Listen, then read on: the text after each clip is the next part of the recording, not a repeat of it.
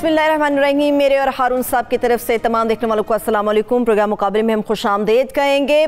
आज प्रोग्राम मुकाबले का जब आगाज़ करेंगे, एक तरफ तो वज़ीर आज़म पाकिस्तान इमरान खान साहब ने ISI हेडक्वार्टर्स का दौरा किया, इसकी डिटेल्स आपके साथ शेयर करेंगे। मगर जो बहुत बड़ी एक और ख़बर है वो ये कि न्यूजीलैंड की टीम ने एकतरफ़ा तौर पर अपनी सीरीज़ पाकिस्तान के साथ मनसूख क्यों की।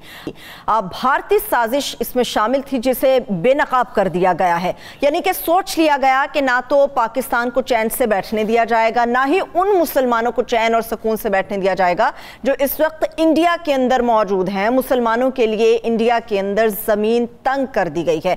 हारून साहब का तज्जिया लेंगे। वाशिंगटन में क्वाड इत्तेहाद का पहला इन पर्सन इजलास हो रहा है और नरेंद्र मोदी भी वहां पर मौजूद हैं। उनका एजेंडा क्या होगा, इसके ऊपर बात करेंगे। वाशिंगटन के अंदर के इसके अलावा अमरीकी हममंसब एंथनी ब्लिंकन से वज़ीर ख़ारजा शाह महमूद कुरैशी साहब ने भी मुलाकात की है। मुलाकात के बारे मुख्तलिफ आरा हैं, ये मुलाकात कितनी खुशगवार रही ये भी आपके साथ शेयर करेंगे। और जो बहुत इंपॉर्टेंट पाकिस्तानी सियासत के हवाले से खबर ये है कि जस्टिस रिटायर्ड जावेद इकबाल साहब के बतौर चेयरमैन नैब अभी सिर्फ 18 दिन बाकी रह गए हैं। उनके तौसी मिलेगी या फिर नहीं मिलेगी इस पे बात होगी, मगर मरियम नवाज साहिबा के मुताबिक तौसी एक गुनाह है और ऐसे किसी गुनाह में वो कभी शामिल न थी और ना होंगी। ये हारून साहब से जानेंगे। हारून साहब, सबसे पहले तो उसने ये नहीं कहा शामिल नहीं होगी, उसने कहा उस वक्त फैसला करेंगे। उस वक्त PMLN में मरियम साहिबा के मुताबिक वो शामिल नहीं थी। चलिए इसके ऊपर मैं बात करती हूँ। हारून साहब, सबसे पहले तो फाइनली एक तो ISI हेडक्वार्टर्स का दौरा वज़ीर आज़म पाकिस्तान साहब ने किया है, और मगर जो न्यूजीलैंड के हवाले से बहुत सारी चीज़ें थी, क्रिकेट टीम से वो न्यूजीलैंड वो तो उसको बड़ा रो पीट चुके हैं न्यूजीलैंड को, और वो तो सारे मामले खुल गया। क्रिकेट टीम का मोराल उन्होंने हाई किया। वो कोई नहीं, क्रिकेट टीम का मोराल ठीक हो जाएगा। कोई इस हादसात होते हैं, उनके असरात मिट जाया करते हैं, ये परमानेंट असरात नहीं होते। ये पाकिस्तान के फेवर में जाएगा फाइनली, मैं आपको बताता हूं। अच्छा चलिए ठीक है। मीटिंग इम्पॉर्टेंट है। ISI में ऐसी इंपॉर्टेंट मीटिंग बहुत कम होती है। अच्छा, बेनज़ीर आई थी मसलन, उस वक्त हुई थी, या अफगानिस्तान पे हमला हुआ था उस वक्त होती थी। तो वो आला का जाना उसमें इम्पॉर्टेंट है। वफाकी वज़रा भी हैं, जैसे पॉलिसी मेकिंग डिसीजंस के लिए ये मीटिंग थी। ब्रीफिंग ज़रूरी नहीं वहाँ को फैसले हुए हों, लेकिन ये कि वहाँ इन डिटेल की इंफॉर्मेशन जो है वो ISI के पास होती है। ISI ने क्या किया, उन्होंने बताया ना ये ईमेल्स कहाँ से ओरिजिनेट हुई थी। बहुत बड़ी जबरदस्त किरदार, एक्सीलेंट है। बावजूद इसके कि 8-10 दफ़ा हुकूमतें बदली ज़िया-उल-हक के बाद, ज़िया-उल-हक के दौर में जन अकरम जो थे आखिरी, जन अख्तर अब्दुर्रहमान से पहले, तो वो बड़े नफीस आदमी थे। और उनकी जब वो बताते हैं ना वो कैसे आदमी थे, तो कहते हैं वुज़ू के स्लीपर कुर्सी के साथ रखे रहते थे। ठीक है, फिर जन अख्तर आ गए। जन अख्तर के दौर में तो खैर ISI ने अपनी बुलंदियों को उन बुलंदियों को छू लिया कि सदर बुश ने कहा कि सीनियर रहेंगे इसके पर काटे जाएँ। ठीक है, दुनिया की नंबर 1 एजेंसी बाद लिहाज से थी। 8-10 हुकूमतें तब्दील हुई, उसमें हर तरह की साजिशें हुई। Right in the head office of ISI रहा का नुमाइंदा दाखिल हो गया। ठीक है, टाइपिस्ट था, बहुत कुछ हुआ। लेकिन आज भी ISI जो है, जैसे आज भी हमारी एयरफोर्स के जो लोग हैं 6 जगह बमबारी करके इस तरह टहलते हुए आ जाते हैं जैसे बर्गर खा के आ रहे हों। ठीक है ना, हमारे साइंसदान ऐसे हैं कि जिनका कोई मुकाबला ही नहीं। जो जहाज़ आपने बनाया है वो दुनिया के बेहतरीन जहाज़ों का मुकाबला कर सकता, उसमें स्टेल्थ टेक्नोलॉजी है, उसे देखा नहीं जा सकता। जब पाकिस्तानी काम करते हैं तो हद कर देते हैं, और झक मारते तो भी हद ही कर देते हैं, दोनों सूरतों में। तो वो एक क्रिकेट वगैरह क्या, क्रिकेट की एक खास डायमेंशन में उस पर अर्ज करता हूँ। अच्छा, अब ये जो मसला क्या है अफगानिस्तान पे, हम पे दबाव है कि महाजरों को ले लो। कितने? और हारून साहब, वो पंजाबी में ऐसे मौके पर कहते हैं कि पैसे आपके वाले साहब देंगे। पैसे कौन देगा भाई? पाकिस्तान में पहले 30 लाख महाजर हमारे पास $100 बिलियन का हमने 30 लाख महाजरों को संभाला। अमेरिका नहीं संभालते, सवाए एंजेला मर्केल के कि किसी ने, उन्होंने इतनी तादाद नहीं थी। जर्मनी की और इकानमी भी कितनी बड़ी है, पाकिस्तान की इकानमी तो इतनी बड़ी है, जो महाजर ले लो। अच्छा, TTP का कोई वादा नहीं कर रहे तालिबान, कोई पेटी भाई है ना उनका, पीर तो एक ही है भाई। ये जो होती है ना धड़ेबंदी, ये अजीब चीज होती है। अच्छा, उधर ईरानियों को देखो। हाँ, ईरान भी तो बहुत, और इधर ईरानियों को देखो, इंक्लूसिव गवर्नमेंट बनाओ भाई। तुमने कुर्दों को शामिल किया है, बलोचों को किया है, दूसरे मकातबे फिक्र, इंक्लूसिव गवर्नमेंट कहाँ होती है? अब मुझे इससे चिढ़ होने लगी है। भाई ठीक है, हज़ारा जात की नुमाइंदगी होनी चाहिए, ताजिकों की होनी चाहिए, तुर्कमानों की। हम भी 100 दफ़ा कह चुके, सारी दुनिया मिल के करोड़ों दफ़ा कह चुकी है। ईरान में है, पाकिस्तान में इंक्लूसिव कमेटी बना लेंगे, पीपल्स पार्टी और नून लीग वालों कर लेंगे शामिल। बांग्लादेश में है, इंडिया में है, कहाँ दुनिया में इंक्लूसिव। भाई इतना उन पर दबाव न डालें। और वो देहाती हैं, पकड़ लेते गाड़ियों को, हर बड़ी गाड़ी को समझते थे, कहते दौलती है, बड़ी गाड़ी है तो दौलतमंद हुकूमत की है। अच्छा, दौलत कहते हैं हुकूमत को वहाँ पे, ठीक है। वो पाकिस्तानी एम्बेसी की पकड़ लेते थे, फिर वो टेलीफोन एक मौलवी साहब को किया, उसने ऊपर वाले मौलवी साहब को, फिर उन्होंने बताया भाई नंबर की इस तरह की जो प्लेट होती है, ठीक है। एक कमांडर ने भी बयान दे दिया, इमरान खान मुंतखब तो नहीं है। एक कमांडर, एक वो उसने पाकिस्तान का झंडा उतार दिया, वो 20 साल से। मसाइल हैं, लेकिन पहली दफ़ा पाकिस्तान के लिए वो अपॉर्चुनिटीज़ पैदा हो गई हैं जिसका तसव्वुर नहीं किया जा सकता था।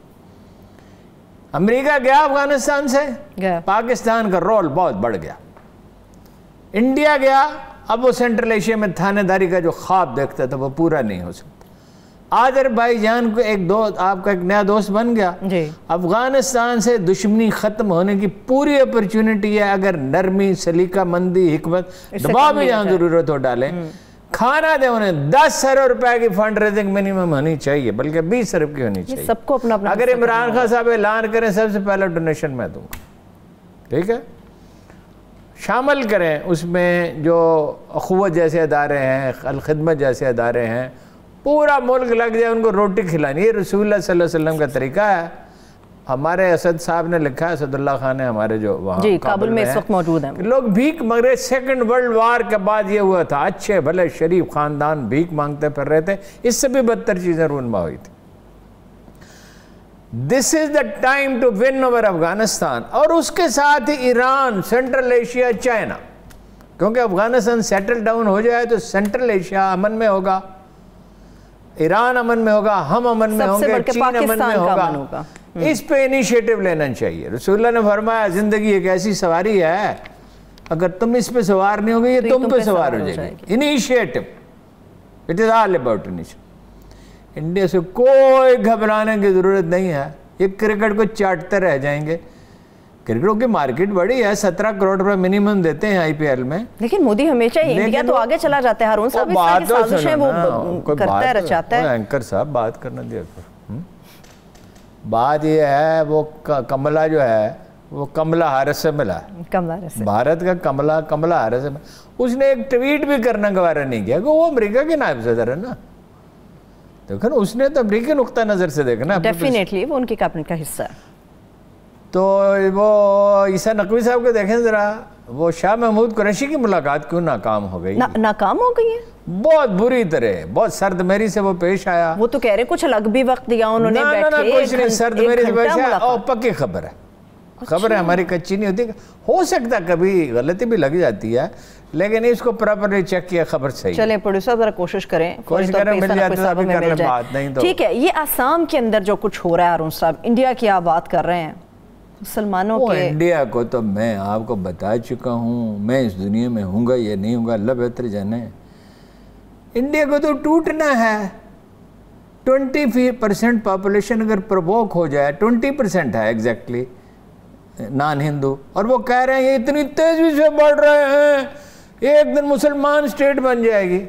2.1% अपना इंडियन खानदानों का है, तो 2.6% मिनों का है खानदान बढ़ने का। अच्छा, तो 60 साल में 4% का फर्क पड़ा है। यानी मुस्लिम मेजॉरिटी के लिए कोई 1200 बरस चाहिए अगर यही तनासब रहे। ये रहेगा नहीं। अच्छा। क्योंकि जैसे जैसे आसूदगी आती है तनासब कम होता है। मुसलमान का 4.4% से 2.6 हो गया। ठीक है, सिर्फ बिहार में ज़्यादा है। बिहार में गुंडागर्दी भी ज़्यादा है, बेहूदगी भी ज़्यादा। इंडियन फिल्मों में आप देखते हैं जी, 3.4% है। आसाम में जो है वो मुसलमानों का तनासब काफ़ी है। 3.5 करोड़ में से 1 करोड़ हैं, उनमें से 19 लाख की शहरियत उन्होंने ख़त्म कर दिया। वही मोदी कह देता ना कि भाई हमारा भी खून शामिल है और ये है और वो है और फलां। दरिया ब्रह्मपुत्र गुजरता है ना, वहाँ दरिया सिंध के साथ, जैसे पंजाब और सिंध में कच्चे के इलाके हैं, वहाँ पे दरिया ब्रह्मपुत्र जजीरे भी हैं। अच्छा। सूडान में भी इसी तरह दरिया नील में वो बहुत फर्टाइल होते हैं। پانی گزر جاتا ہے نا ایک دفعہ تو پانی جو اپنے ساتھ مٹی بہا کے لاتا ہے نا زرخیزی زیادہ ہوتی ہے، وہاں وہ کچھ اگا لیتے ہیں غریب لوگ، اپنا گزر بسر کر لیتے ہیں، کچھ مزدوری کرتے ہیں. اب وہ کہتے ہیں شہریت کا دکھاؤ، وہاں کسی نے اس سوال نہیں اٹھا مودی صاحب اپنا برتھ سرٹیفکیٹ تو دکھاؤ. اس کی پاسبلٹی ہے کہ اس کو کوئی برتھ سرٹیفکیٹ نہیں ہوگا، جلدی بنا لے تو بنا لے، ٹھیک ہے نا. وہ برتھ سرٹیفکیٹ دیہات میں کون سے ہوتے ہیں؟ میرے نہیں ہے برتھ سرٹیفکیٹ. عموماً وہاں پہ دیہاتوں میں ایک تاریخ لکھ دی، وہ انہوں نے خود ہی لکھ دی. جی اسکولوں میں اکثر بچوں کے نام بھی تھوڑے آگے پیچھے خود ہی کر لیے جاتے ہیں ہارون صاحب.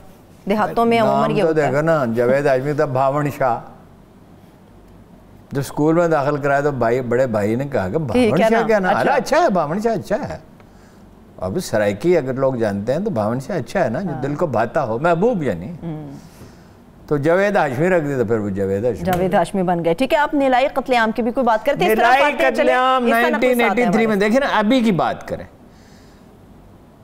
مقدمہ ہائی کورٹ میں ہے، 150 گھر گرا دیے، 2 مسجدیں گرا دی، 2 مسلمان شہید کر دیے، 200 شدید زخمی ہیں، اور لاش پہ کھڑا وہ ناچ رہا ہے. ایسا تو ہٹلر کے جرمنی میں بھی نہیں ہوتا تھا. میں اس لیے آپ سے کہتا ہوں کہ پاگل پن لے ڈوبتا ہے قوموں کو. ہٹلر کو پاگل پن ہی لے ڈوبا نا.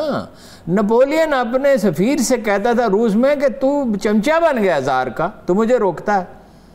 پھر اس برف زار میں اس کی آدھی سے زیادہ فوج مر گئی. ٹھیک ہے نا. یہ جو پاگل پن قوموں پہ سوار ہوتا ہے دنیا پہ غلبے کا، امریکہ آج کس چین کا سامنا کر رہا ہے؟ 1981 میں جس کی آمدن، جب ہم نے ان کے تعلقات بحال کرائے تھے 1971 میں، اس کے 10 سال بعد بھی $180 فی کس تھی. پاکستان کی $380 تھی، اور امریکہ کی ظاہر ہے $2000 ہوگی اس وقت، اندازہ ہے میرا. لیکن یہ تو فگر باقی تو مجھے زبان نہیں یاد. ویسے ملائیشیا کی ہوگی $5000، چین سے زیادہ زیادہ. اسد الدین اویسی، اچھا اسد الدین اویسی پہ حملہ ہوا. اب اسد الدین اویسی مسلمانوں کے حقوق کی زور شور سے ضرور بات کرتا ہے، اسٹیبلشمنٹ کے ساتھ رابطہ رکھتا ہے. ایسا مودی کے گھر کے قریب تو وہ رہتا ہے اور الیکٹ ہو کے آتا ہے. مولانا کلیم صدیقی، ان کی وجہ سے کچھ لوگ مسلمان ہو گئے. بھائی مسلمان تو لوگ ہمیشہ ہوتے ہی رہیں گے. کوئی دنیا کی عدالت، کوئی پارلیمنٹ، کوئی حکومت روک ہی نہیں سکتی. ساری دنیا اکٹھی ہو جائے، 7 ارب انسان فیصلہ کر لیں کہ لوگوں کو اسلام قبول کرنے سے روکیں گے، تو قرآن کا جادو کسی نہ کسی پہ چل جاتا ہے. کوئی سیرت پڑھتا ہے، اس کا جادو چل جاتا ہے. تو چلیے، اس کا مطلب ہے ہارون صاحب کہتے ہیں کہ جی مودی کے لیے بڑے چیلنج ہیں انڈیا کے حوالے سے، تو پھر کتنے چیلنجز باقی ہیں یہ ساری صورتحال دیکھنے کے بعد؟ کوئی چیلنج باقی رہ جاتا ہے؟ ہمارے لیے بھی چیلنج ہے، ان کے لیے بھی چیلنج. دیکھیے چیلنج ہمیشہ رہتے ہیں. جب آپ سب کچھ حاصل کر چکے ہوتے ہیں اس وقت بھی چیلنج ہوتا ہے. چیلنج کے بغیر، آزمائش کے بغیر تو کوئی زندگی نہیں ہے. دیکھیں جب مسلمانوں نے ایران بھی فتح کر لیا، روم بھی فتح کر لیا، تو پھر کیا چیلنجز ختم ہو گئے؟ پھر ودن چیلنجز پیدا ہو گئے. صحیح. پھر فکری انحطاط شروع ہو گیا. چلیے، پھر خلافت ختم ہو گئی، ملوکیت شروع ہو گئی. ایک اور چیلنج کی بھی بات کر لیتے ہیں. عیسیٰ نقوی صاحب، ہارون صاحب ہمارے ساتھ موجود ہیں. اینتھنی بلنکن کی ملاقات کے حوالے سے پوچھیں جی کیسی رہی ملاقات؟ آپ تو کہہ رہے ہیں کہ خوشگوار نہیں رہی. عیسیٰ نقوی صاحب سے میں کہتا ہوں ناکام ہوئی. یہ خوشگوار کا لفظ آپ جیسے اینکر استعمال کرتے ہیں. چلیے ٹھیک ہے. عیسیٰ نقوی صاحب بہت شکریہ آپ کے قیمتی وقت کا. ہارون صاحب کے مطابق اینتھنی بلنکن کے ساتھ جو ملاقات ہوئی ہے قریشی صاحب کی، وہ ناکام رہی ہے. تاثر تو ایسا دیا جا رہا ہے بڑی اچھی ملاقات رہی، خوشگوار تھی. 1 گھنٹہ وہ بیٹھے، کچھ علیحدگی میں انہوں نے باتیں کی، افغانستان کا مسئلہ بھی اٹھا. یہ ساری چیزیں جو چاٹ بھی کھلائی تھی، کچھ اور بھی اضافہ کرتا، فروٹ چاٹ بھی کھلائی ان کو، پکوڑے بھی کھلائے، سموسے بھی. چلیے عیسیٰ نقوی صاحب سے پوچھ لیتے ہیں، یہ تمام لوازمات تھے. دیکھیں امریکہ جو ہے وہ افغانستان میں جس ذلت کا اسے سامنا کرنا پڑا اس کا ذمہ دار پاکستان کو سمجھتا ہے. اور اینٹنی بلنکن جو ہیں وہ اس کا اظہار اپنی جو انہوں نے بریفنگز دیں، جو ان کی کانگریشنل ہیئرنگ تھی، اس میں انہوں نے کھل کر کیا. انہوں نے تمام ملبہ پاکستان پر ڈالنے کی کوشش کی کہ پاکستان جو ہے وہ گندا بچہ ہے. یہ بتانے کی انہوں نے کوشش کی اپنے لا میکرز کو کہ پاکستان ہے وہ جس کی وجہ سے ہمارے ساتھ یہ سب کچھ ہوا افغانستان میں. تو ظاہر ہے کہ 1 ہفتے کے اندر کوئی ایسا ماجرا تو نہیں ہو گیا کہ ان کے خیالات پاکستان کے حوالے سے بدل گئے ہوں گے. اور یہ جو میٹنگ ہے، اس میٹنگ کے بعد کچھ آپٹکس ہوتے ہیں جن کی بنیاد پہ ہم جائزہ لیتے ہیں کہ میٹنگ کیسی رہی ہوگی. ہماری جانب سے اس کے اوپر بیان جاری کیا گیا. اس میں واضح طور پر ایک بات کہی گئی ہے کہ پاکستان نے ری ایٹریٹ کیا، اعادہ کیا کہ ہم ایک ایسا تعلق چاہتے ہیں امریکہ کے ساتھ جس میں باہمی احترام ہو، جس میں تجارت ہو، جس میں سرمایہ کاری، توانائی اور ان شعبوں میں تعاون ہو. اس کا مطلب یہ ہے کہ ابھی اگر ہم اس کے خواہاں ہیں تو اس کا مطلب یہ ہے کہ ابھی فی الوقت جو تعلقات ہیں پاکستان اور امریکہ کے وہ ان بنیادوں کے اوپر استوار نہیں ہیں.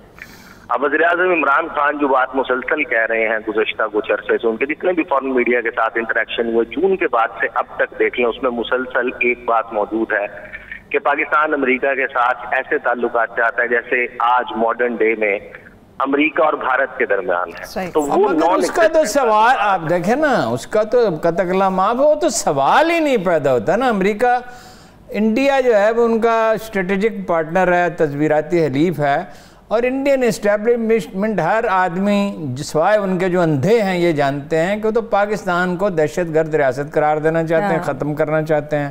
الگ بات ہے کہ وہ خود پھنس گئے سچویشن میں، اندر بھی پھنس گئے، افغانستان سے نکل گئے، ایران ہاتھ سے نکل گیا، بنگلہ دیش نکل رہا ہے، بھوٹان نکل رہا ہے، سکم نکل رہا ہے. ٹھیک ہے نا جی. وہ تو اس کا تو سوال یہ تو مطلب کیا ہے، یہ خواب کبھی پورا ہو سکتا ہے اور کیا یہ دیکھنا بھی چاہیے؟ دیکھیں ہارون صاحب، ہمارے پاکستانیوں کے ساتھ ایک جھوٹ جو تواتر کے ساتھ گزشتہ 2 دہائیوں میں بولا گیا، ہمیں گورنمنٹس بتاتی رہی، ہمیں فارن آفس کہتا رہا کہ پاکستان اور امریکہ کے درمیان اسٹریٹجک تعلقات ہیں اور پاکستان اور امریکہ اسٹریٹجک پارٹنرز ہیں اس ریجن میں، جبکہ یہ ایک ایسا جھوٹ تھا جس کے اوپر بہت سارے لوگ یقین بھی کرتے رہے. پاکستان اور امریکہ کے درمیان ایک ٹرانزیکشنل ریلیشن شپ تھا، ایک سیکیورٹی کا تعلق تھا کہ ہم امریکہ کے لیے کیا کر رہے ہیں، بدلے میں امریکہ ہمارے لیے کیا کر رہے ہیں. لانگ ٹرم تعلق تو وہ ان کا ساتھ ساتھ اس وقت بھارت کے ساتھ پروان چل رہا تھا جب انہوں نے سول نیوکلیئر ڈیل کی، انہوں نے بیکا، لیموا، کمکاسا، یہ معاہدے جو ہیں وہ بھارت. آپ جب بات کہہ رہے ہیں کل اگر فارن آفس کی بریفنگ دیکھی جائے تو اس کا مطلب ہے پاکستان نے کہہ دیا تم منافقت برت رہے ہو، ڈبل سپیک تو کہہ دیا نا، ڈبل سٹینڈرڈ بھی کہہ دیا. تو سفارتی زبان میں تو منافق کو ہی کہا جاتا ہے نا. بالکل. اس کے بعد کیا گنجائش رہے گی؟ اس کا مطلب یہ ہے کہ ہمارے پاس تو آپشن یہی ہے نا کہ بس جھگڑا نہ کریں، کوشش کریں کوئی جھگڑا نہ ہو، اور ہم سی پیک سے کیسے دستبردار ہو سکتے ہیں؟ بالکل. یہ ایک واضح طور پر پریشر، اور بہت سارے لوگوں کو یہاں پر یہ بھی لگتا ہے کہ جیسے یہاں پر اگر حکومت میں کوئی اور ہو تو پاکستان اور امریکہ کے تعلقات بہتر ہو جائیں. پاکستان کا جو اس وقت امریکہ کے ساتھ تعلق ہے اور اس میں جو خرابی نظر آ رہی ہے، یہ مخدوش نظر آ رہے ہیں، اس کا تعلق پاکستان اور امریکہ کے تعلقات سے زیادہ امریکہ اور چین کے تعلقات کے ساتھ ہے. عالمی محاذ پہ بائیڈن جو ہے انہوں نے ٹیک آن کیا ہوا ہے چائنا کو، چائنا کے حوالے سے جو ان کی پالیسی ہے کنفرنٹیشن کی، وہ ان کی سپیچ میں بھی نظر آ رہی تھی. اور ظاہر ہے کہ پاکستان کو وہ سمجھتے ہیں کہ یہ چین کا کلوز پارٹنر ہے، ان کا اسٹریٹجک پارٹنر ہے، اسٹریٹجکلی الائنڈ ہے پاکستان چین کے ساتھ. تو ظاہر ہے کہ تو سزا وہ اپنے طور پر چین کے ان اتحادیوں کو بھی دے رہے ہیں جو مستقبل میں بھی چین کے ساتھ بہت زیادہ چین کے لیے فائدہ. یعنی آپ یہ فرماتے ہیں کہ وقت گزرنے کے ساتھ ان تعلقات کی بہتری کا کوئی زیادہ امکان نہیں ہے. ہم کوشش تو کر رہے ہیں لیکن زیادہ امکان نہیں ہے. دیکھیں اسٹیٹ ڈپارٹمنٹ کی ویب سائٹ ہے، اس پہ وہ پریس ریلیزز جاری کرتے ہیں. ابھی ملاقاتیں اینٹنی بلنکن کی جس بھی وزیر خارجہ کے ساتھ ملاقات ہو رہی ہے ان کی، حالانکہ فرانس کے ساتھ ابھی کتنے تعلقات خراب ہوئے ہوئے ہیں پوکس پیکٹ کی وجہ سے، جتنے بھی وزرائے خارجہ کے ساتھ ملاقات ہوئی اس کی پریس ریلیز لگائی گئی ہے. پاکستان کے وزیر خارجہ کے ساتھ جو ملاقات ہوئی ہے اس میں جو اس ملاقات سے پہلے کے ریمارکس تھے وہ اپڈیٹ کیے گئے ہیں، پریس ریلیز باقاعدہ نہیں جاری کی گئی. پھر جب آپ اینٹنی بلنکن کے ٹویٹر کے اوپر جاتے ہیں جہاں پر وہ دنیا کے مختلف وزرائے خارجہ سے اپنی ملاقاتوں کے بارے میں بات کر رہے ہیں، کسی کے حوالے سے کہہ رہے ہیں گریٹ ٹو میٹ، کسی کے حوالے سے کہہ رہے ہیں پلیز ٹو میٹ، اور پاکستان کے وزیر خارجہ کے حوالے سے انہوں نے ایک چھوٹا سا ٹویٹ کیا. انہوں نے کہا کہ I met foreign minister Shah Mahmood Qureshi to discuss our bilateral relationship and Afghanistan. اس سے زیادہ سرموری کیا ہوگی. بہت شکریہ، thank you so much Isa Naqvi sahab, بہت شکریہ آپ کے وقت کا. ہارون صاحب دیکھیے یہ ایک زمانے میں آپ کو پتہ ہے میرا بہت انٹریکشن رہا ہے آرمی آفیسرز کے ساتھ. جی جب پاکستان میں دھماکے ہوتے تھے، دہشت گردی کا خطرہ تھا، اس انٹرنیشنل اسٹیبلشمنٹ ہمیں بلیک میل کر رہی تھی، تو میں نے ایک بنیادی فیصلہ کیا کہ مجھے یہ اس کی تحقیق کرنی چاہیے. اور میں بہت ملتا رہا فوجی افسروں سے. مجھے بڑے لوگ ڈراتے تھے تم پہ دبا لگ جائے گا. میں نے کہا دبا کس بات کا لگ جائے گا؟ کوئی ٹھیکے لینے جا کے ڈیفینس میں پلاٹ الاٹ کرانے، کس چیز کا دبا لگے گا؟ تو میرا اس وقت کا احساس یہ تھا 2009-10-11 میں نے سوچنا شروع کیا کہ امریکہ کے ساتھ پاکستان کے تعلقات جو ہیں ختم ہو جائیں گے، ایک دن برائے نام رہ جائیں گے۔ خیر پاکستان کے بغیر چارہ تو نہیں، اسٹریٹجک امپورٹنس بہت ہے، درست۔ افغانستان کے بغیر بھی چارہ نہیں، یہ بھی ساری دنیا دیکھ لے گی کہ ان سے بھی تعلقات بنائیں گے، چارہ نہیں ہے اس کے سوا۔ ٹھیک، لیکن اب ایک بات واضح ہو گئی، وہ بات یہ واضح ہو گئی کہ امریکہ کا فوکس اب وہ جو ورلڈ کہتے تھے نا، نیو ورلڈ آرڈر، نیا عالمی نظام جو شرک کے مترادف ہے، تو اللہ بناتا ہے نیا عالمی نظام، تو وہ اپنا اب یورپ میں نہیں، مڈل ایسٹ سے تو وہ دیکھو فوجیں بھی ہٹا رہے ہیں، اب وہ ہے بحر ہند اور بحر الکاہل، جنوبی سمندر جو ہیں چین کے، اب سارا انحصار بحری تجارت پہ۔ آپ نے دیکھا، آپ کا علم ہے کہ ٹرالر کی قیمت جو ہے وہ 15 سے 20 گنا بڑھ گئی، $400-500 میں چین سے ایک وہ کنٹینر لایا جاتا تھا سامان، اب کتنے میں آتا ہے؟ کتنا؟ اس کو 20 سے ضرب ہے، کئی گنا بڑھا دیا ہے، 20 گنا، تاکہ تجارت متاثر ہو سکے۔ 10% بڑھتی ہے، 20% بڑھتی ہے، 40% بڑھتی ہے، 50% بڑھتی ہے، حد سے حد کبھی 100% بڑھ گئی، 15 سے 20 گنا۔ ٹھیک ہے، تو کیونکہ ہوائی جہاز تو ابھی پوری طرح آپریٹ نہیں کر رہے ہیں، وہ چینی سمندروں پہ اب معاہدہ کر لیا آسٹریلیا کے ساتھ، امریکہ، برطانیہ، آسٹریلیا، جس کی وجہ جھگڑا پڑا ہوا فرانس کا، اور فرانس بہت مشتعل ہے، $35 بلین ریئیکٹ بھی اس نے کیا ہے، ٹھیک ہے، پیٹ میں چرا گھونپ دیا۔ آسٹریلیا کو دیکھیں ذرا، ایٹمی تابکاری کے خلاف ہے، ایٹمی ہتھیار کبھی نہیں بنائیں گے۔ آپ دوزے تو لے گا، آپ لے دیں دیں، گڑ کھانا، گلگلوں سے پرہیز۔ کیا دنیا ہے عجیب ہے۔ وہ پاکستانی فارن آفس نے امریکیوں کو خوب کھری کھری سنائی، پہلی دفعہ ہے یہ زبان استعمال ہوئی ہے، ڈبل سٹینڈرڈز، ڈبل سپیک، مطلب منافقو تم سمجھتے کیا ہو؟ یہ ہیلری کلنٹن کتنا جھوٹ بولتی تھی، اب چھوڑ کے نہیں جائیں گے۔ قوموں کے تعلقات مفادات پر منحصر ہوتے ہیں۔ دیکھیے کیا ہے ہمارا مسئلہ، ہم سمجھتے نہیں کہ معاشی آزادی کے بغیر، سول اداروں کے مضبوطی کے بغیر کبھی ہو ہی نہیں سکتا۔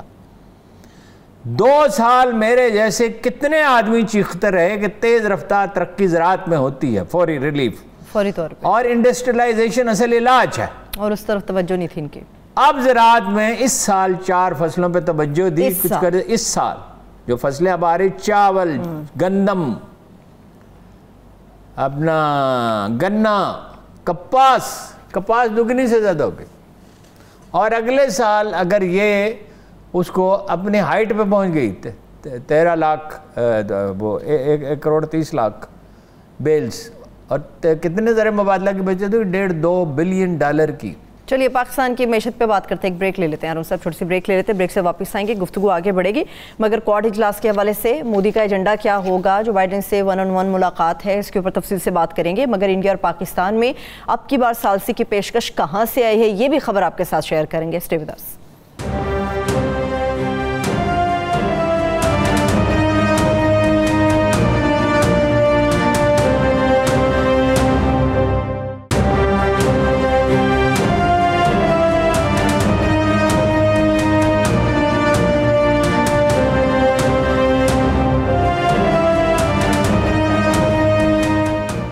بریک کے بعد ایک بار پھر سے آپ کو خوش آمدید کہیں گے۔ ثالثی اب کی بار آفر کہاں سے ہے کہ انڈیا پاکستان نہیں، وہ سعودی عرب نے کہا ہے نا، اس کی اہمیت علامتی ہے۔ دیکھیے بٹ انڈیا میں کھڑے ہو کے سعودی وزیر خارجہ یہ کہتا ہے ہم ثالثی کے لیے تیار ہیں، اس کی اہمیت یہ کہ انڈیا تو یہ بات سننا ہی نہیں چاہتا کہ کشمیر کا کوئی ذکر کرے، جو بائیڈن صاحب نے نہیں کیا نا، فلسطین کا نہیں کیا۔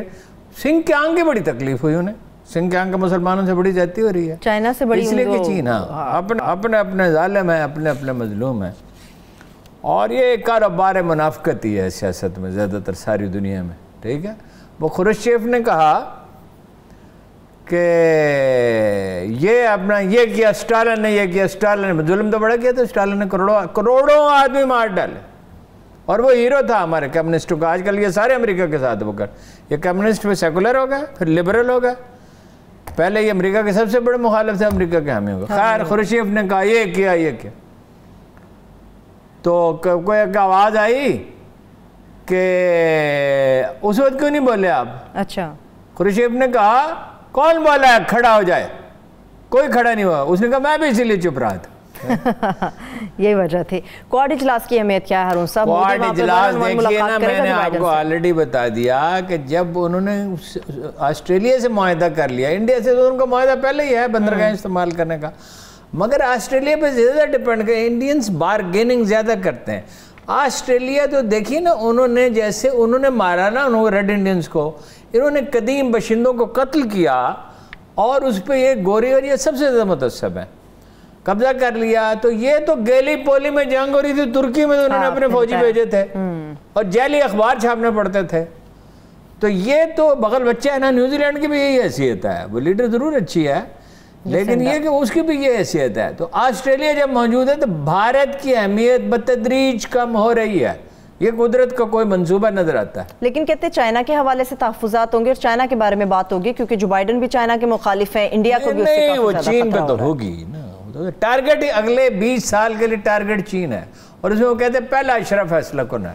اچھا ہاں, تو چینی تو بھنگ پی کے سوئے ہوئے نا, پہلا اشرا فیصلہ کن ہے, تو ان کو نہیں پتا فیصلہ کن ہے. وہ بھی اپنی حکمت عملی بنائیں گے. ہارون صاحب چلیے, حکمت عملی سے یاد آیا, کچھ حکمت عملی ادھر بھی بنے گی ہماری سیاست میں. بس 18 دن رہ گئے ہیں چیئرمین نیب کے. 16 اب 16 ہو گئے. ہاں, 2 دن آپ نے پلے سے دے دی اس کو. میں نے کہا شاید کوئی تھوڑا حوصلہ بھی ہو جاتا ہے ہارون صاحب. اچھا, وہ 8 اکتوبر کو ہو جائیں گے ریٹائر. کیا بنے گا ہارون صاحب, ہوگا کیا؟ ستمبر ہے نا, 30 کا مہینہ, یہ 31 کا ہے. اچھا, تو کیا بنے گا جی؟ کچھ بھی نہیں بنے گا. Graveyards are full of inevitable people. قبرستان ناگزیر لوگوں سے بھرے پڑے, لیکن امکان یہی ہے کہ ایکسٹینشن مل جائے گی. کیسے ملے گی؟ کیسے ملے گی؟ دیکھیں نا, قانون تو پابند کرتا ہے کہ ایکسٹینشن نہیں ہو سکتی. شہباز شریف سے بات کرنا ضروری ہے. پہلے شہباز گل نے کہا, پھر فواد نے کہا, عمران خان نے خود کہہ دیا کہ کوئی مشاورت نہیں ہو سکتی, وہ تو خود ایک ملزم ہے. خود ایک نابزدہ ملزم. خان صاحب جب آل پارٹیز کانفرنس ہوتی تھی نا, جب مشرف سے ناراض ہو گئے تھے, تو اس وقت کئی دفعہ کہتے ہیں مجھے ان کی شکلیں پسند ہیں, میں نہیں جاتا. میں نے شکل کا کیا ہوتا ہے بھائی, سیاست میں کسی کی شکل دیکھ کے جاتے ہیں. کوئی شادی بیاہ ہے تو وہ بہرحال اس سے مشاورت نہیں کریں گے, وہ بے لچک آدمی ہیں.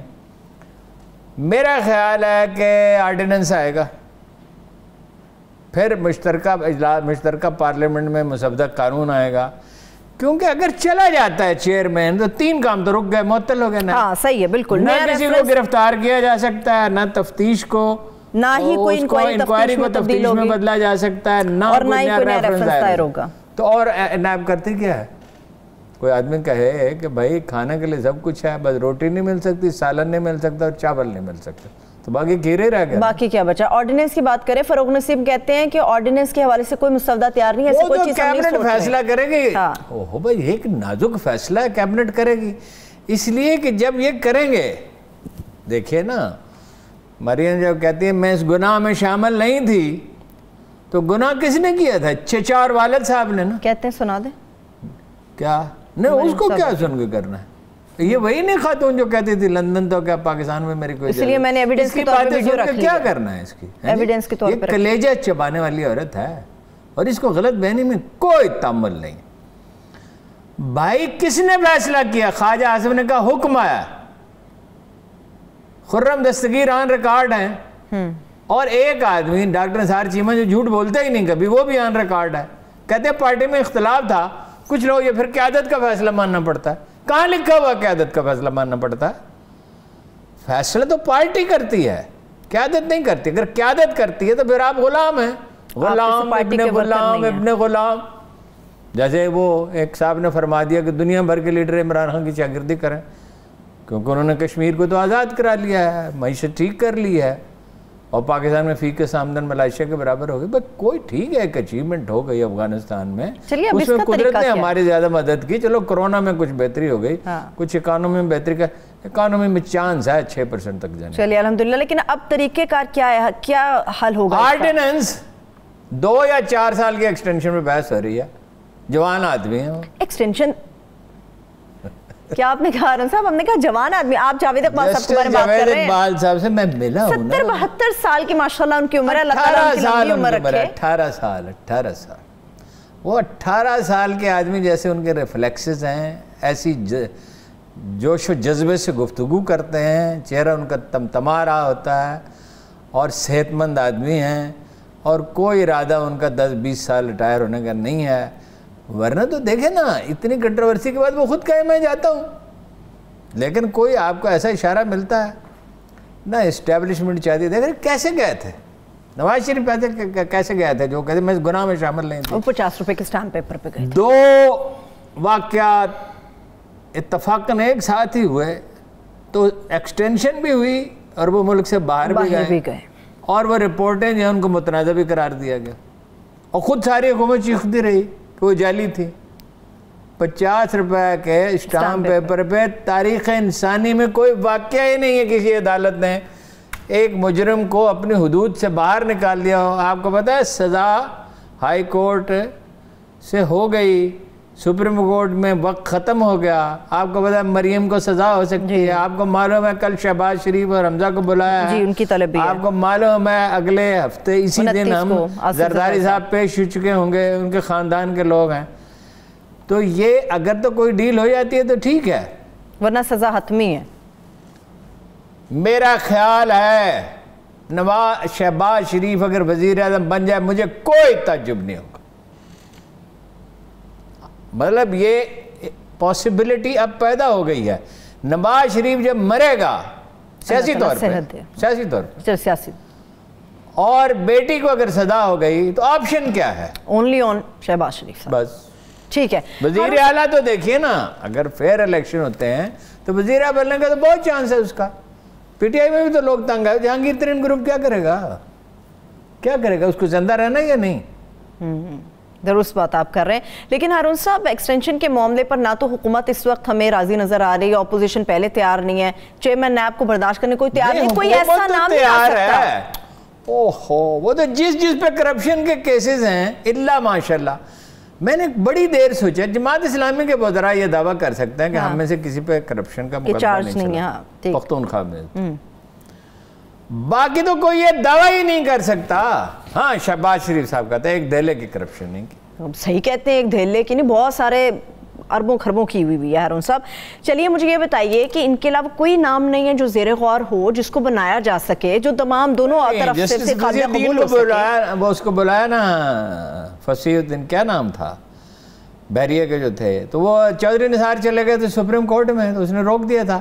اور میننگ فل ڈائلاگ ہے. اب قانون بدلیں گے. فصیح بخاری صاحب کی شاید غالباً فصیح بخاری، ٹھیک ہے.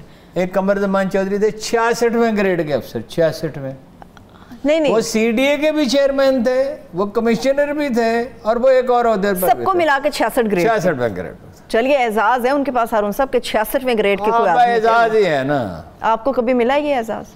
مجھے بتائیں، ملا کبھی؟ بتائیں. چھوڑو آگے چلیں. چلیے مجھے مل سکتا تھا، میں سینیٹر بن سکتا تھا اور جرنلزم کر سکتا تھا، وزیر بھی بن سکتا تھا. تو آپ کو بھی گریڈ اتنے اوپر جا سکتے. لیکن یہ ہے کہ میں نے سوچا میری مت ماری گئی ہے. چلیے آپ نے چودھری صاحب کی بات، میں نے اللہ سے پناہ مانگی کہ مجھے رزق طیب دے. بے شک اللہ سے پناہ ہی مانگنی چاہیے. ہارون صاحب چودھری نثار صاحب کی آپ نے بات کی، چودھری صاحب کہاں ہیں؟ کبھی خبریں تھی وہ پارٹی میں شامل ہو رہے ہیں، کبھی کہا گیا اتنے لوگ ہیں. چودھری صاحب بھائی ایک نہایت سوجھ بوجھ رکھنے والے آدمی ہیں. وہ ریاض پیرزادہ صاحب ہیں ایک بھاولپور کے، جی بہت ہی وزادار پرانی طرز کے جو خاندانی لوگ ہیں نا. اسحاق ڈار کے کمرے میں گئے تو اسحاق ڈار نے کہا اس سے سردمیری سے پیش ہے. وہ تو اخبار میں اس کے ساتھ بھی تلخی کرتے تھے. اچھا آپ کو پتا آج کل ان کے ساتھ کیا ہو رہا ہے؟ اسحاق ڈار صاحب کے ساتھ 1,20,000 روپے مہینہ ان کا سیر کرنے کا خرچہ ہے، کیونکہ جب وہ جاتے ہیں نا اس میں ہائیڈ پارک میں تو ان پہ لوگ آوازیں کستے ہیں. اب انہوں نے ایک باغ ڈھونڈا ہے 20 پاؤنڈ دے کے جہاں سیر کی جا سکتے. امریکہ برطانیہ میں ایسی فیسلٹیز ہوتی ہیں جہاں کچھ لوگ الگ تھلگ رہنا چاہتے ہیں، مطلب پبلک میں نہیں گھلنا ملنا چاہتے. تو ریاض صاحب نے کہا، میں بلا وجہ ان کا ذکر نہیں کر رہا، ریاض پیرزادہ صاحب نے کہا زیادہ کیا ہوگا، مجھے اگلی دفعہ ٹکٹ نہیں مگتے ایسی تیسی. ہاں جی. تو وہ جو ہیں کہتے ہیں کہ چودھری نثار پارٹی بنائیں، کچھ لوگ کہتے ہیں، لیکن پارٹی کے لیے حالات سازگار نہیں ہیں. چودھری کے لیے جو بہترین لایا عمل ہے وہ یہ ہے کہ وہ ان کے جو مزاج کو اگر محلوظ رکھیں، انہوں نے اپنا ایک وفاداری جو نبھانی تھی اب تک نبھا دی. اب وہ پی ٹی آئی میں شامل ہو جائیں، بظاہر ان کے لیے واحد راستہ یہ ہے. اور میرا خیال ہے کہ 20-30 آدمی لے کے جائیں گے وہ امپورٹنٹ، جتنے زیادہ میکسیمم ہو چکا، کیونکہ وہ حساب کتاب برابر کرنے پہ بڑا یقین ہے چودھری صاحب کو کہ حساب کتاب لازمی برابر اور وہ کرتے بھی ہیں، اور وہ وزیر اعلیٰ بھی بن سکتے ہیں اگر عمران خان صاحب کچھ حوصلہ مندی اور اعلیٰ ظرف کا مظاہرہ کریں تو کچھ راستہ اور چیف سیکرٹری نے جو بریفنگ انہیں دی انہیں تو بتایا کھانا خراب ہے پنجاب میں، ایڈمنسٹریشن گورننس ٹھیک نہیں ہے، کرپشن عام ہو گئی ہے، افسر غیر محفوظ ہیں، نیب کام کرنے نہیں دیتی، مانیٹرنگ نہیں ہے۔ کمال ہے بزدار صاحب کے ہوتے ہوئے ایسا ہو رہا ہے، بزدار صاحب کے ہوتے ہوئے بلو آئیڈ ہے عمران خان صاحب کے ہوتے ہوتے ایسا۔ ٹھیک ہے، چلیے نیب کا ایک آخری سوال مجھے آپ سے پوچھنا پھر آگے بڑھتے ہیں۔ نیب کی آپ نے بات کی، اس میں آپ نے پبلک اکاؤنٹس کمیٹی کی بات نہیں کی، پبلک اکاؤنٹس کمیٹی نے بھیجے 25 پیراگراف اور یہ کہا کہ اس میں کچھ نہیں ہو رہا، اور اللہ کی شان پبلک اکاؤنٹس کمیٹی کا چیئرمین کون ہے؟ رانا تنویر صاحب۔ سبحان اللہ، کیا کہنا ہے۔ اچھا اب وہ جناب نیب نے جواب دیا کہ 19 پہ انکوائری ہو رہی ہے 25 میں سے، اچھا باقی پہ واضح ہدایات کا انتظار ہے، بس جواب دے دیا۔ پراپرٹی کا آپ نے پوچھا ہی نہیں، نواز شریف صاحب کی پراپرٹی جو ہے 4.25 ارب روپے کی نیلام ہونے والی ہے، اس میں کوئی گھر وغیرہ اگر آپ خریدنا چاہیں تو۔ ارون صاحب اگر آپ نظر کرم کریں تو میں پھر کچھ سوچ سکتی ہوں، ایک بریک لے لیتی ہوں میں۔ چلیے ایک بریک لیتی ہوں، بریک سے واپس آئیں گے۔ تاریخ کے حوالوں سے بہت ہی زبردست کچھ چیزیں ہیں جو اپنے دیکھنے والوں کے ساتھ ہم شیئر کریں گے، یقینی طور پہ آپ سب لوگوں کے لیے وہ باعث سے کہا جائے کہ ایک بہترین چیز ہے جس کو باعث تسکین سمجھا جا سکتا ہے، باعث سکون سمجھا جا سکتا ہے۔ چھوٹی سی بریک سے واپس آ کے آپ سے شیئر کرتے ہیں، اسٹے ود اس۔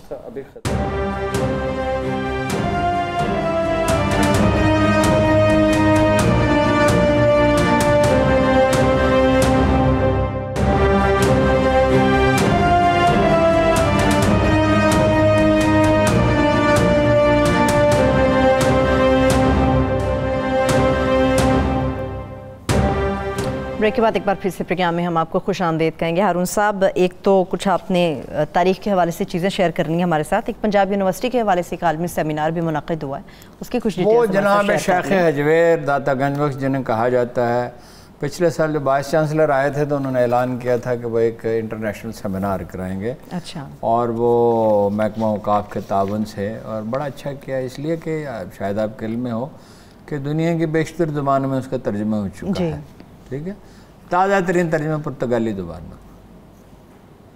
تو وہ یہ ہے کہ 4 بڑے شیخ ہیں، جو پہلا آدمی جس کے ہاتھ پر بیعت کی گئی جب یہ سلسلہ شروع ہوا وہ جنید بغداد تھے، جنہیں سید الطائفہ کہا جاتا ہے، اولیاء کے ساتھ۔ آپ کا تعلق بھی اسی سلسلے سے ہے، جو علم پہ زیادہ زور ہے، حصول علم پہ، اور آپ فرماتے ہیں کہ علم جو ہے وہ دنیاوی اور دینی اور دنیاوی نہیں ہے، تمام علوم سے اتنا تو حاصل کر لو کہ اللہ کو پہچان سکو۔ مطلب اگر کوئی انتھروپالوجی پڑھے گا تو اس پر انکشاف ہوگا کہ قدیم ترین لوگ جو تھے وہ ایک اللہ پہ یقین رکھتے تھے۔ قرآن بھی کہتا ہے کان امۃ واحدہ۔ اینتھروپالوجسٹ بابا جس کو بابائے اینتھروپالوجی کہا جاتا ہے، جیمز بھی یہی کہتا۔ اچھا، یہ دوسرے بڑے شیخ ہیں، ان کے بعد جنہیں کہا امام مغرب کہا جاتا ہے، امام شاذلی جی، اور پھر ہیں یہ، اور ان کے شاگرد ہیں شیخ عبد القادر جیلانی، ٹھیک ہے، اور تحریر میں سب سے زیادہ کلیئرٹی ان میں ہے، کیونکہ باقیوں کی شیخ کا بڑا مرتبہ ہے، ان سب کا بڑا مرتبہ ہے، تو اتنے بڑے اہل مرتبہ ہیں کہ کیا آدمی کہے۔ تو یہ دیکھیں ان کا مشہور قول یہ ہے کہ وہ تصوف جو پابند شریعت نہیں، وہ زندیق تو پیدا کر سکتا ہے، صدیق پیدا نہیں کر سکتا۔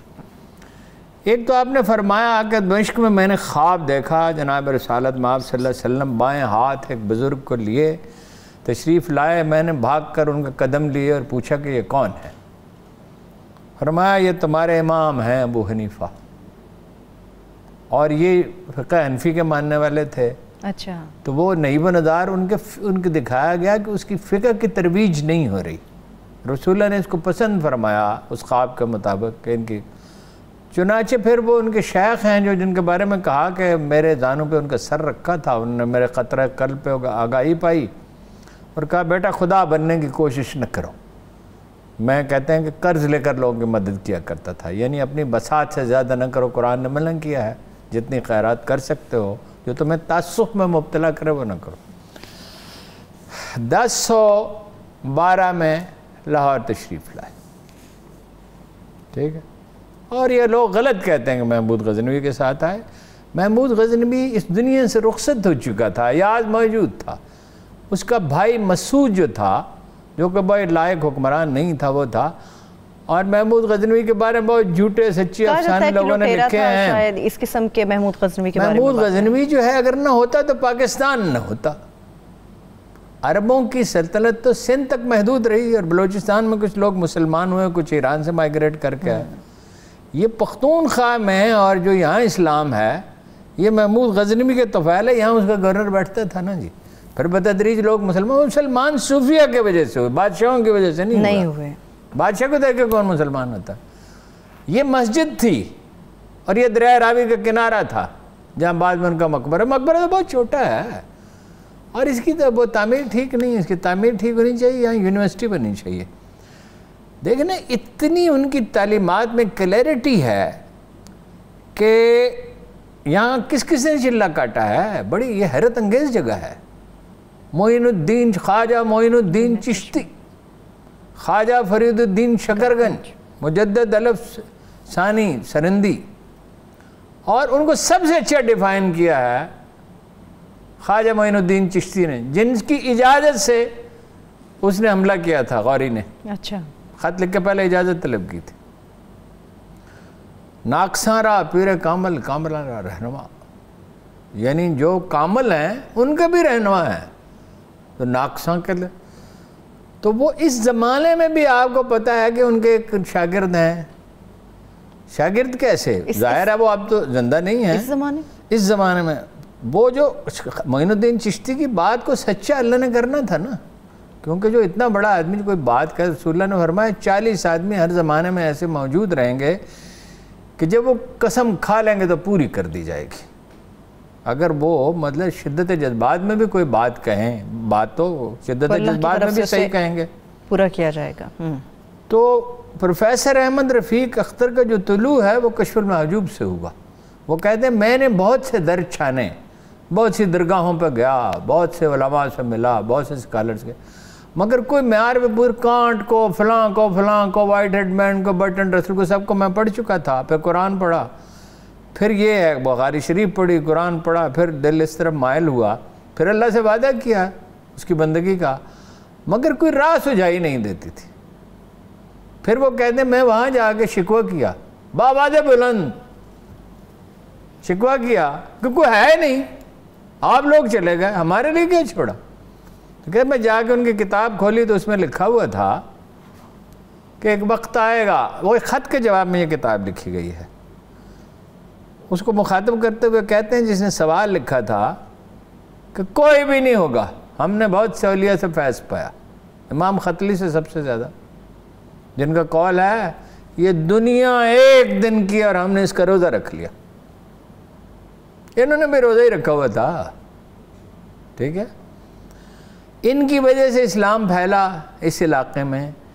یہ بعد میں دیکھو قادریہ ہیں، چشتیہ ہیں، سہروردیہ ہیں، بہت سے سلسلے ہیں، لیکن یہ انسسٹ کرتے ہیں علم پہ، اور ایک حجاب کیا ہے، محجوب جو نا، حجاب کیا ہے؟ علم حجاب ہے، عقل حجاب ہے۔ جو اقبال نے کہا نا، جو عقل کا غلام ہو وہ دل نہ کر قبول، روز ازل مجھ سے یہ جبریل نے کہا، اور وہ ٹیپو والی نظم میں بھی ایک جگہ یہی بات کہتے ہیں۔